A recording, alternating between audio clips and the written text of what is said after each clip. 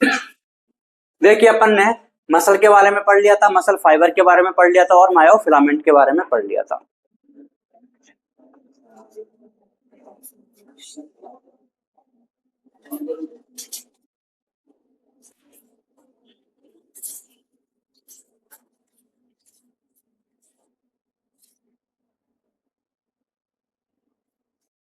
इधर देखिए सभी लोग बारे में, जो स्केलेटल मसल्स होती हैं उनमें each organise skeletal muscle in our body is made up of number of muscle fibres, muscle bundles और वेसिकल्स।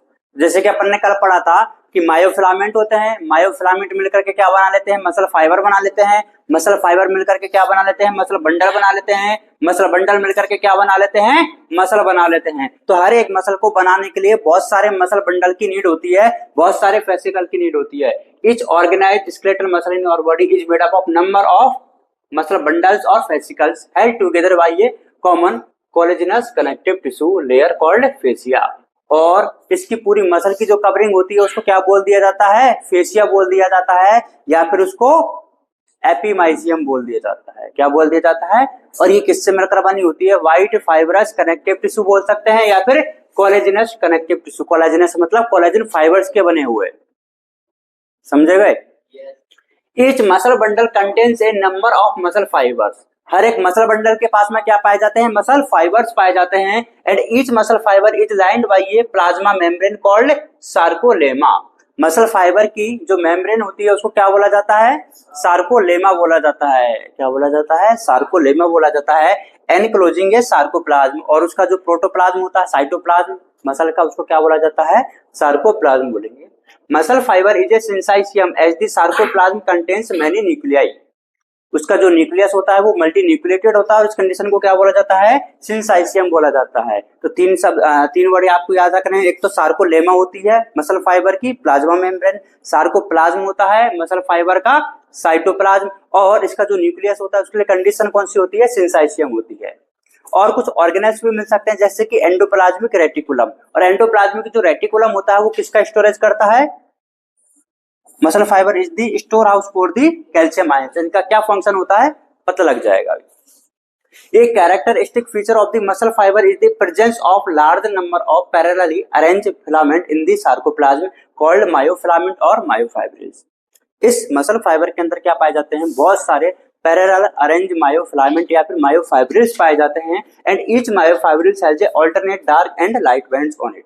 और उस पर क्या मिलते हैं? डार्क और लाइट बैंड मिलते हैं, या फिर ए बैंड और आई बैंड मिलते हैं।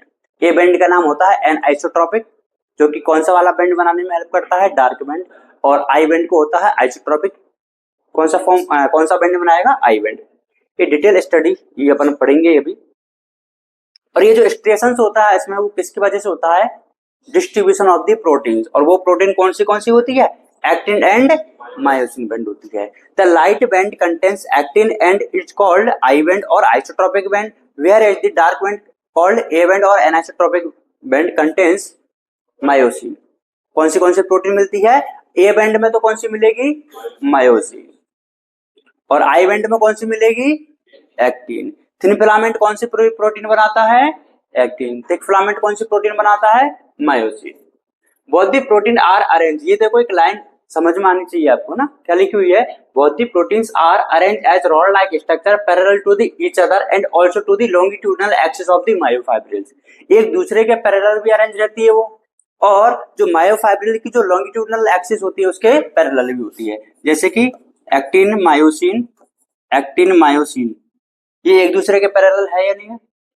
अच्छा, ये जो अपन ने बना दिया था ये क्या है? मायोफाइब्रिल्स है। अब इस मायोफाइब्रिल्स का लॉन्गिट्यूडिनल एक्सिस कौन सा होगा? ये वाला मतलब फर्स्ट वन या फिर second one? Longitudinal axis second वाला होगा। ठीक है, तो देखो एक तो क्या हो गया, वो एक दूसरे के पैरेलल है, और दूसरा क्या है? इस एक्सिस के भी तो पैरेलल है ना, ये वाला ये वाला ये वाला।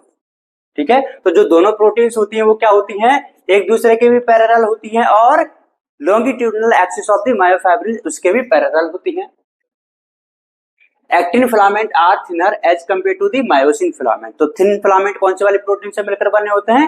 एक्टिन, या फिर उनको अपन एक्टिन फिलामेंट भी बोल देते हैं। Hence are commonly called thin and thick filament respectively. जो एक्टिन प्रोटीन से मिलकर बने होते हैं उनको थिन फिलामेंट बोल देते हैं।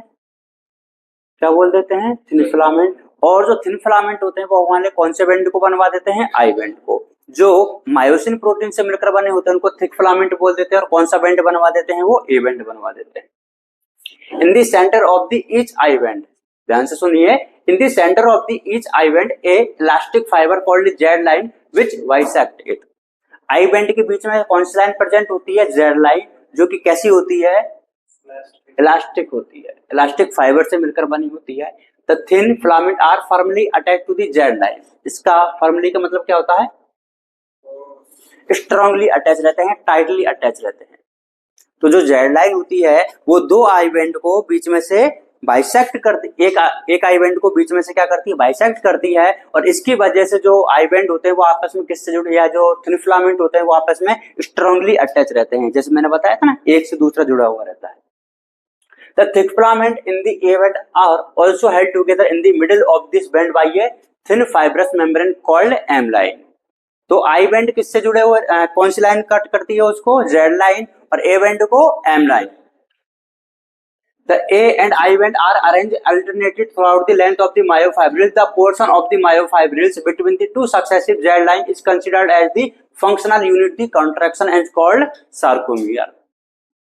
दो सक्सेसिव जेड लाइन के बीच का जो एरिया होता है उसको क्या बोल दिया जाता है? सार्कोमियर बोल दिया जाता है। और एक सार्कोमियर में एक A band, half I band, than half I band मिलकर बने होते हैं। इसी को बोल दिया जाता है क्या? Contractile unit of the muscle fibre, या फिर अपन बोल सकते हैं functional unit of the contraction.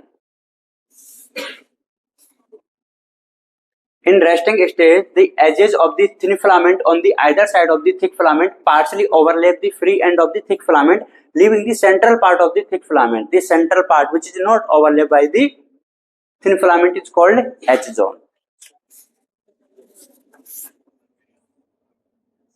देखो इधर, पहली बात तो ये बोली है कि जो थिन फिलामेंट होते हैं वो कौन सी वाली प्रोटीन से मिलकर बने होते हैं? एक्टिन से।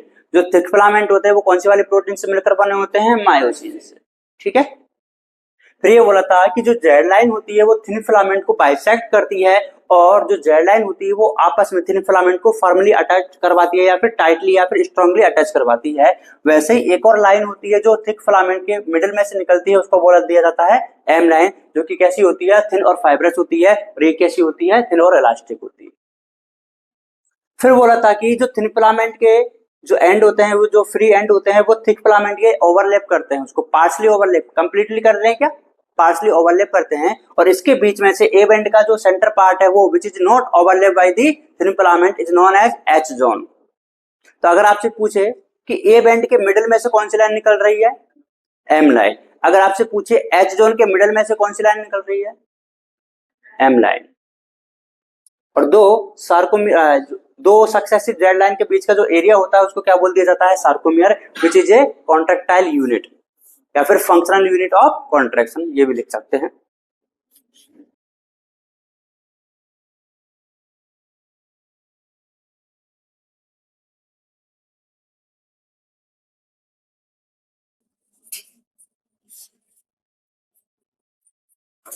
Functional unit of contraction, clear है इतना? नेक्स्ट अपन बात करते हैं अब प्रोटीन्स की।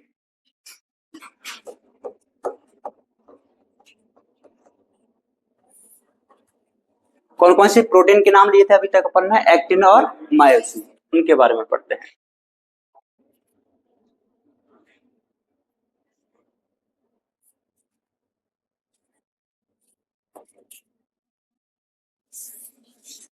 तो देखिए, जो एक्टिन होता है इसकी जो मोनोमर यूनिट होती है उसको बोला जाता है जी एक्टिन।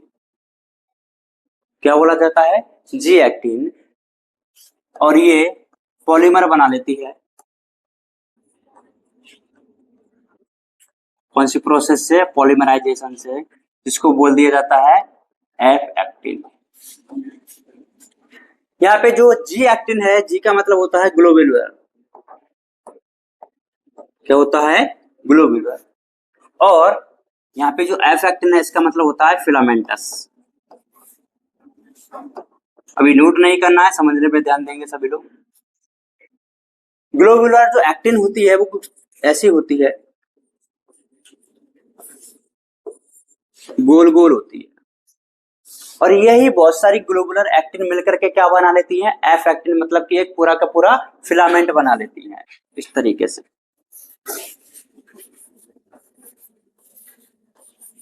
ये बन गया है क्या, filament, with the help of magnesium plus 2 ions. अब हमें बनाना क्या है, एक्टिन प्रोटीन बनानी है। क्या बनानी है, एक्टिन प्रोटीन बनानी है। इस एक्टिन प्रोटीन में दो एफ फिलामेंट होते हैं, या फिर दो एफ एक्टिन मिलकर के एक एक्टिन को बनाती है।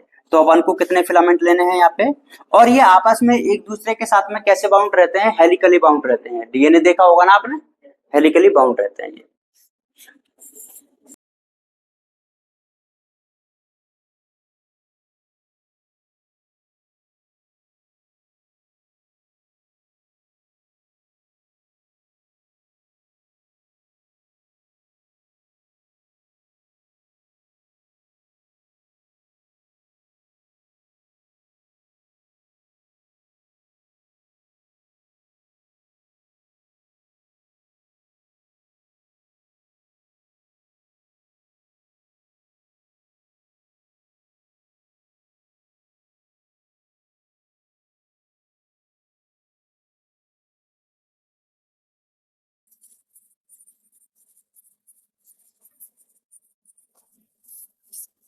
तो ये तो क्या बन गया है, एफ फिलामेंट बन गया है, या फिर एफ एक्टिन बन गया है, जिसके दो फिलामेंट होते हैं। अब एक और प्रोटीन होता है जिसका नाम होता है ट्रोपोमायोसिन। कौन सा होता है, ट्रोपोमायोसिन। तो ये जो एफ एक्टिन के जो फिलामेंट होते हैं, या फिर जो एक्टिन के जो फिलामेंट होते हैं, इन्हीं के साथ पूरी लेंथ में एक और प्रोटीन रन करती है। इसका नाम क्या है, ट्रोपोमायोसिन। तो बताइए ट्रोपोमायोसिन के भी कितने फिलामेंट होंगे, दो ही होंगे, क्योंकि अपने पास में एफ एक्टिन के दो फिलामेंट हैं, तो ट्रोपोमायोसिन के भी कितने हो जाते हैं, दो हो जाते हैं। ठीक है, तो ये जो ग्रीन वाली है वो कौन सी वाली है, ट्रोपोमायोसिन। अब ट्रोपोमायोसिन के साथ में ही एक और प्रोटीन का कॉम्प्लेक्स होता है जिसको बोला जाता है ट्रोपोनिन कॉम्प्लेक्स। क्या बोला जाता है, कॉम्प्लेक्स ऑफ ट्रोपोनिन, या फिर कॉम्प्लेक्स प्रोटीन ऑफ। इसमें 3 सब यूनिट होती है, कितनी, 3 सब यूनिट। और ये ट्रोपोमायोसिन का जो फिलामेंट होता है उस पर रेगुलर इंटरवल पे पाया जाता है, पूरी लेंथ में नहीं रहता है। कहां पे पाया जाता है, रेगुलर इंटरवल पर, जिसको क्या बोल दिया जाता है, ट्रोपोनिन बोल दिया जाता है। तो बताइए ये वाला क्या है जो येलो कलर में है, एफ एक्टिन है, या फिर एक्टिन का फिलामेंट है। ये क्या है, ट्रोपोमायोसिन है, और ये क्या है, ट्रोपोनिन है। ये जो ट्रोपोनिन होता है इसकी भी 3 सब यूनिट होती है, आपको 3 सब यूनिट दिखाई दे रही होंगी। तीनों के नाम पता है किसी को, टीपीटी, टीपीआई और टीपीसी। देखिए इधर टीपी का मतलब हो गया ट्रोपोनिन। ट्रोपोनिन की वो वाली सब यूनिट जो ट्रोपोमायोसिन के साथ में अटैच हो रही है। ट्रोपोनिन की वो वाली सब यूनिट जो इनहिबिट करके रखती है, किसको बताऊंगा अभी। या फिर अपन बोल सकते हैं inhibitory sub unit of the troponin. C का मतलब होता है calcium, calcium binding sub unit of troponin. ये होता है किसका, एक्टिन का, कि हर एक एक्टिन को बनाने में दो एक्टिन के या फिर दो एफ एक्टिन के फिलामेंट लगते हैं, और इसी एफ एक्टिन के पैरेलली या फिर पूरी लेंथ के ओवर कौन सी वाली प्रोटीन मूव करती है या फिर रन करती है, ट्रोपोमायोसिन। और इसी ट्रोपोमायोसिन के रेगुलर इंटरवल पर क्या पाई जाती है, कॉम्प्लेक्स प्रोटीन पाई जाती है, विच इज ट्रोपोनिन। ट्रोपोनिन की 3 सब यूनिट होती है, किसकी किसकी, टीपी टी, टीपी आई और टीपी सी। अब आपको मैं थोड़ा सा आइडिया दे देता हूं कॉन्ट्रैक्शन का। जब होगा कि जब अपन मसल में कॉन्ट्रैक्शन करवाते हैं, क्या करवाते हैं, मसल में कॉन्ट्रैक्शन करवाते हैं, तो एक बात बताइए, थिन फिलामेंट और थिक फिलामेंट, कौन से वाले फिलामेंट के ऊपर कौन सा वाला फिलामेंट स्लाइड करेगा, थिन के ऊपर थिन कि थिक के ऊपर थिन, थिक के ऊपर थिन करेगा। इसका मतलब जो थिक फिलामेंट है वो नीचे है और थिन फिलामेंट ऊपर है, और जो थिन फिलामेंट है उसको बनाने वाली प्रोटीन कौन सी है, एक्टिन है, और जो थिक फिलामेंट उसको बनाने वाली प्रोटीन कौन सी है, मायोसिन है। तो जब ये एक्टिन मायोसिन आपस में जुड़ जाएंगे तभी तो क्या हो पाएगा, कॉन्ट्रैक्शन हो पाएगा।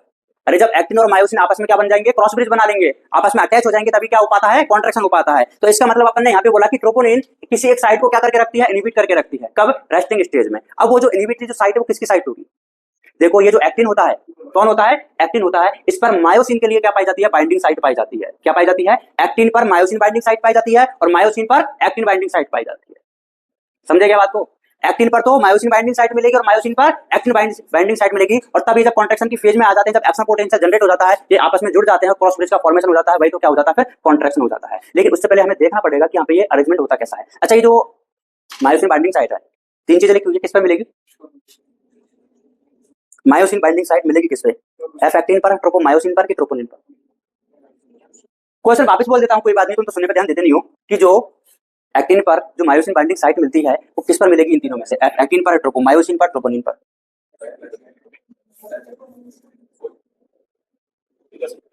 नहीं, तू अपना जवाब दे। कोई देना चाहता है क्या जवाब? हमें जवाब का इंतजार रहेगा।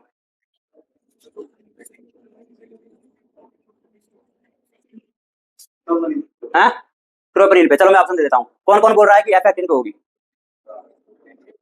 कोई भी नहीं बोल रहा है।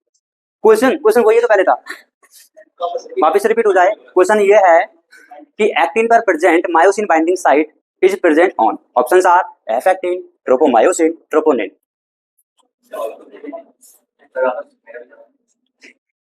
भाई ने एनसीईआरटी खोल दी। देखिए इधर, जवाब आना होता तो आ जाता, अब तो बस बहाने आएंगे।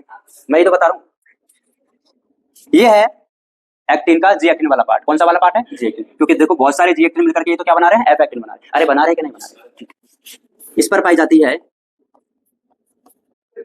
Myosin binding site. क्या पाई जाती है? Myosin binding site. तो बताइए myosin binding site F actin पे मिलेगी, ट्रोपोनिन पे मिलेगी, ट्रोपोमायोसिन पे, एफ एक्टिन पे मिलेगी। अब देखिए इसी मायोसिन के साथ में, मतलब ये तो कौन सा हो गया? फिलामेंट वाला पार्ट हो गया। अब हमें इस पे कौन सी प्रोटीन अटैच करनी है? ट्रोपोमायोसिन। गौर से देखिए भाई, ये वाली मैंने इसके साथ में अटैच करवा दी है। कौन सी वाली? ट्रोपोमायोसिन। मैं ये बता क्या बता रहा हूँ, हर एक प्रोटीन का फंक्शन क्या होता है। ये वाली अपन अटैच करवा दिया ट्रोपोमायोसिन। अब इसी ट्रोपोमायोसिन के साथ में एक प्रोटीन का कॉम्प्लेक्स अटैच होगा जिसको अपन ने बोला है ट्रोपोनिन। ट्रोपोनिन में कितनी सब यूनिट है? 3 सब यूनिट है। गौर से देख के बताना कि तीनों सब यूनिट में से ट्रोपोमायोसिन के साथ में कौन सी कितनी सब यूनिट अटैच हो रही है? गौर से देख के बताना था।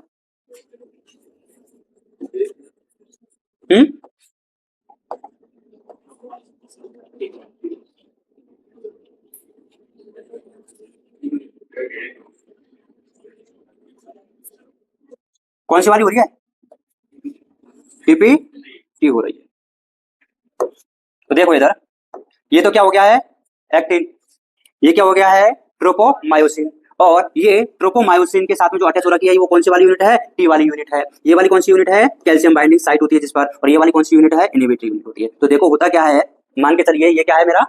एक्टिन है, जी एक्टिन। उस पर ये वाली जो साइट है कौन सी है? मायोसिन बाइंडिंग साइट है। कौन सी वाली साइट है? Myosin binding site. ये ऐसे हो रखा है, ठीक है। इधर के साथ में ये कौन सा अटैच करवा दिया है मैंने? ट्रोपोनिन। ट्रोपोनिन का मतलब पूरा मायोसिन के साथ में कॉम्प्लेक्स। और ये जो है इसको मान लीजिए आप क्या है कि कैल्शियम के लिए क्या है? बाइंडिंग साइट है। और यहाँ पे क्या रहेगा? वो ये पूरा पूरा जो पार्ट है वो कौन सा? इनहिबिटरी पार्ट है। तो देखो जब रेस्टिंग की स्टेज होती है, ये क्या थी? Myosin binding site. उसको ये ट्रोपोनिन की जो इनहिबिटरी साइट होती है उसके ऐसे कवर करके रखती है। तो इसने मतलब एक्टिन पर प्रेजेंट मायोसिन बाइंडिंग साइट को क्या कर रखा है? इनहिबिट कर रखा है। क्या कर रखा है? इनहिबिट कर रखा है, हाइड कर रखा है। किसने? ट्रोपोनिन की इनहिबिटरी साइट ने। अब जब इसके पास में जब आपने सोचा कि मेरे को क्या करवाना है? कॉन्ट्रैक्शन करवाना है। क्या करवाना है? कॉन्ट्रैक्शन करवाना है। तो वो जो कॉन्ट्रैक्शन की जो इंपल्स है वो कहां पे जाएगी? स्केलेटल मसल्स के पास में जाएगी, मसल के फाइबर के पास में जाएगी। और मसल फाइबर के पास में पाए जाते हैं सार्कोप्लाज्मिक रेटिकुलम, वहां पे जाएगी। वहां पे एक्शन पोटेंशियल जनरेट हो जाएगा और सार्कोप्लाज्मिक रेटिकुलम से क्या रिलीज हो जाएंगे? कैल्शियम। वो कैल्शियम रिलीज होने के बाद में कहां पे आ जाते हैं? सार्कोप्लाज्म में आ जाते हैं। और आपको पता ही होगा ये जो मसल फाइबर है, ये जो मायोफाइब्रिल्स है, ये सार्कोप्लाज्म में होते हैं। जैसे ही वो कैल्शियम इसके साथ में अटैच हो जाता है, क्योंकि ये क्या है? Calcium binding site of troponin. जैसे इसके साथ में अटैच हो जाता है, ये जो साइट ऐसी थी वो कैसे हो जाती है? स्लाइड हो जाती है, इधर हो जाती है। अब बताइए एक्टिन पर प्रेजेंट जो मायोसिन बाइंडिंग साइट थी वो एक्सपोज हुई है नहीं? इसी के नीचे कौन सा मिलता है? मायोसिन। कौन सा मिलता है? मायोसिन। तो इसके साथ में अटैच हो जाएगा और यहीं से शुरुआत हो जाती है किसकी? कॉन्ट्रैक्शन की। तो वो कैसे हाइड करके रखता है वो मैंने आपको बता दिया है। तो याद रखिए कि जो मायोसिन बाइंडिंग साइट होती है वो एक्टिन पर मिलती है, ना कि ट्रोपोमायोसिन और ट्रोपोनिन पर मिलती है। समझ गए क्या बात को? तो ये होता है एक्टिन प्रोटीन के बारे में। नेक्स्ट हम बात करते हैं मायोसिन।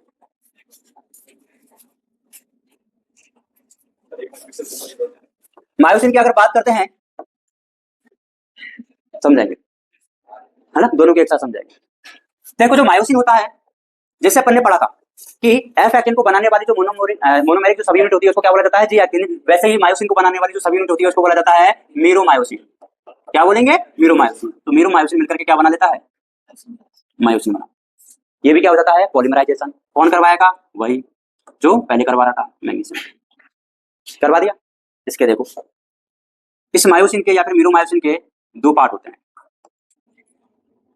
कितने पार्ट होते हैं? दो पार्ट होते हैं। एक तो इसका ये टेल वाला रीजन होता है, कौन सा वाला रीजन? टेल वाला रीजन। और एक होती है इसकी क्रॉस आर्म। कौन सा होता है? Cross arm. क्रॉस आर्म भी दो चीजों से मिलकर बना होता है, शॉर्ट आर्म और हेड। तो हेड प्लस शॉर्ट आर्म मिलकर के ही क्या बोल देते हैं? क्रॉस आर्म बोल देते हैं। क्या बोल देते हैं? अब बात करते हैं, ये अपन ने बनाया है डायग्राम किसका? मायोसिन का। और अभी मैंने थोड़ी देर पहले बोला था कि मायोसिन पर एक्टिन बाइंडिंग साइट पाई जाती है। क्या पाई जाती है? मायोसिन पर एक्टिन बाइंडिंग साइट पाई जाती है। तो देखिए मैं यहाँ पे कुछ साइट बना रहा हूँ, बातें करोगे समझ नहीं आएगा।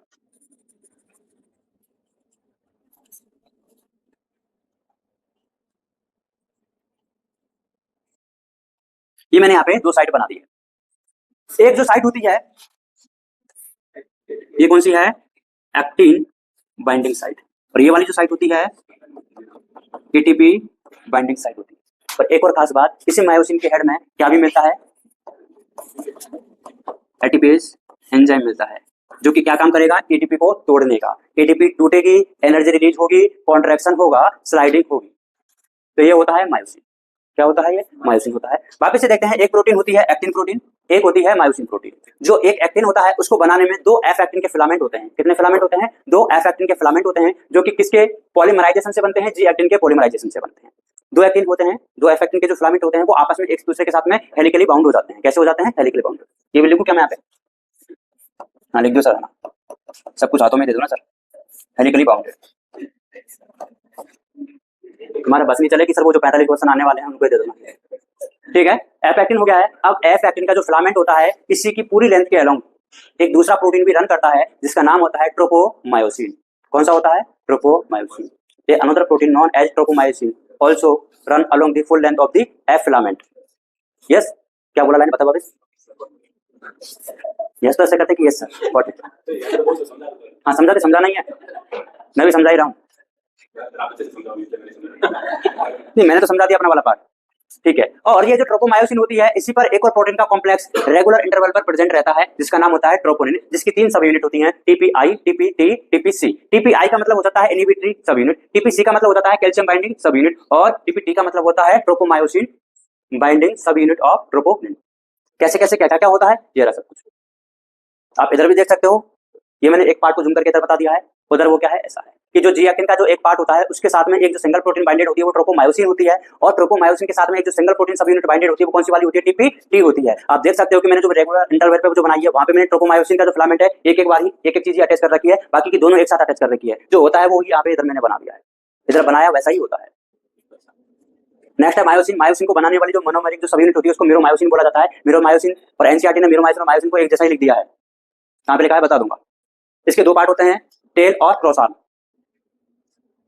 जो टेल वाला रीजन होता है इसको कई बार बोल दिया जाता है LMM, लाइट मिरोमायोसिन। क्या? Light meromyosin. मैंने अभी क्या बोला था थोड़ी देर पहले कि मायोसिन और मिरोमायोसिन को एक जैसा लिख दिया है। अभी मैंने इसको ही क्या बोला था कि मायोसिन की स्ट्रक्चर है, अभी मैं खुद इसको क्या बोल रहा हूँ? लाइट मिरोमायोसिन। और ये जो क्रॉस आर्म होती है इसको क्या बोला जाता है?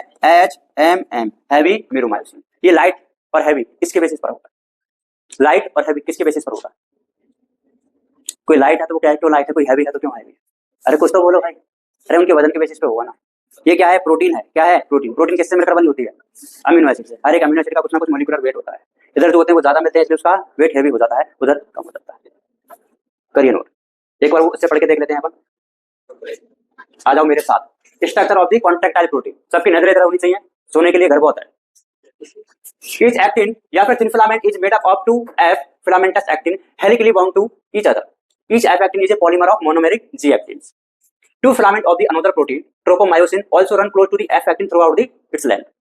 A complex protein troponin is distributed at regular intervals on the tropomyosin in the resting state, a subunit of the troponin. कौन सी वाली subunit? TPI. Mask the active binding site for the myosin on the actin filament. तो देखो myosin के लिए binding site कहां पे मिलेगी? Actin पर मिलेगी। इसको कवर करके रखने का, इसको मास्क करके रखने का काम किसका होता है? ट्रोपोनिन का। कौन सी वाली सब यूनिट का होता है? टीपीआई का होता है। टीपीआई कौन सी वाली फिलामेंट के साथ में अटैच रहती है? ट्रोपोमायोसिन के साथ में रहती है। Each myosin, which is thick filament, is also a polymerized protein. Many monomeric protein called miromyosins constitute one thick filament. Each miromyosin has two important parts: a globular head with a short arm and a tail. Former being called the heavy miromyosin, and the latter is called as light miromyosin. The HMM component head and the short arm project outward at the regular distance and angle from the each other from the surface of the polymerized myosin filament is known as cross arm. तो cross arm को किस किस से मिला करके बोला जाता है? Head plus short arm. The globular head is an active ATPase enzyme has binding site for the ATP and active site for the actins. ये देखिए जो आपको जो गोल गोल गोल गोल दिखाई दे रहे हैं इनको बोला जाता है अल्फा एक्टिन। ये जो पूरी लेंथ में जो सर्कुलेट हो रखा है इसको बोला जाता है ट्रोपोमायोसिन, और ये रेगुलर इंटरवल पे जो पाई जाती है इसको बोला जाता है ट्रोपोनिन।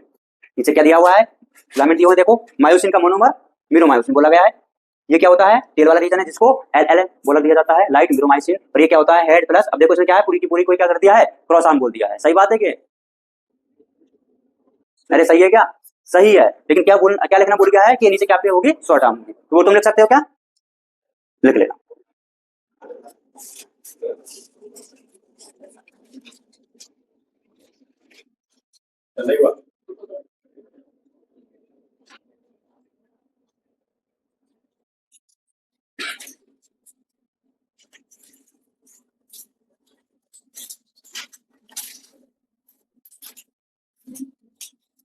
ये वाली लाइन लिख लो, ट्रोपोमायोसिन वाली, तुम बोलोगे लिखवाई नहीं है। देखो two filament of another protein tropomyosin, two filament of another protein tropomyosin also run close to F actin on its full length,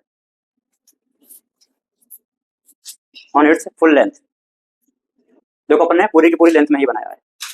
एक और लाइन लिख लीजिए, a another complex protein called troponin bracket में लिखिए विद 3 सब unit bracket close, also present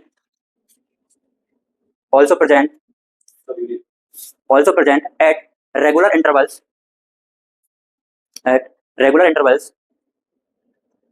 on tropomyosin.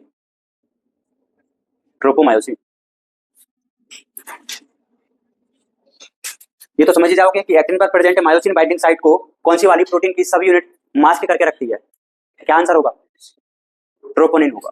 मैंने पूछा था कौन सी वाली प्रोटीन की सब यूनिट, अब मैं पूछूंगा कि ट्रोपोनिन की कौन सी वाली सब यूनिट, तो क्या बताओगे, टीपीआई।